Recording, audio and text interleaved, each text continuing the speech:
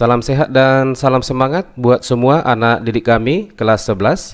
Adapun pokok pembelajaran kita dari materi alat optik untuk bagian yang ke-8 ini adalah kita akan mempelajari mengenai loop yang disebut juga dengan kaca pembesar. Bagaimana konsep dari penggunaan sebuah loop ini? Mari kalian ikuti dan perhatikan pembelajaran ini sampai selesai. Loop yang disebut juga dengan kaca pembesar. Sebagai teori singkat untuk loop ini adalah sebagai berikut. Loop merupakan alat optik berupa lensa cembung. Maksudnya, sebuah loop terdiri dari satu lensa cembung.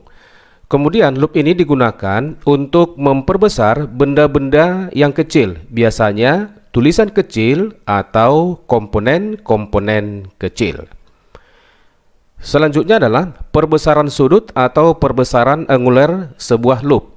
Apa itu perbesaran sudut sebuah loop? Perbesaran sudut sebuah loop adalah perbandingan sudut pandangan mata ketika menggunakan loop dengan sudut pandangan mata ketika tidak menggunakan loop. Untuk lebih jelasnya, mari kalian perhatikan gambar yang berikut ini. Ini adalah pengamatan suatu objek tanpa menggunakan sebuah loop.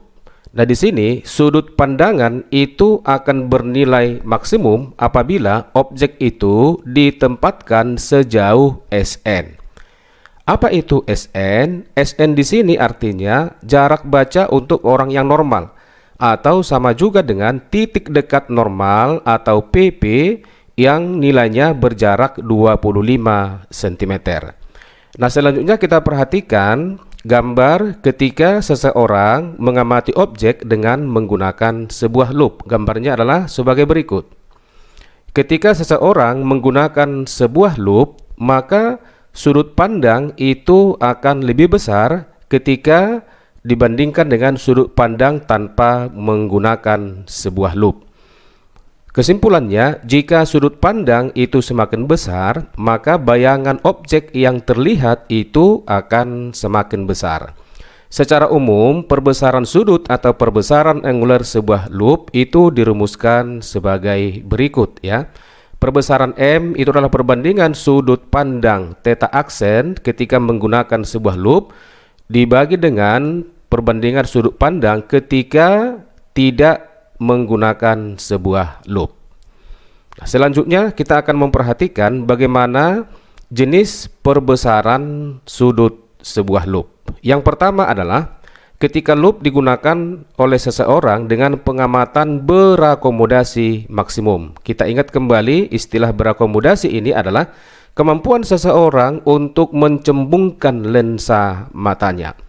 Untuk pengamatan mata secara berakomodasi maksimum, maka benda itu atau objek itu harus diletakkan di antara lensa dengan titik fokus ya, di antara lensa dengan titik fokus, sehingga bayangan yang dihasilkan oleh loop tersebut itu berada pada jarak baca normal atau Sn atau titik dekat normal yang disebut dengan istilah PP. Kita perhatikan gambar berikut ini ketika pengamatan adalah secara berakomodasi maksimum. Maka bayangan yang dihasilkan itu berada pada jarak negatif titik baca normal atau S aksen sama dengan negatif Sn. Kemudian perbesaran angular yang dihasilkan adalah M sama dengan Sn dibagi titik fokus F ditambah dengan 1.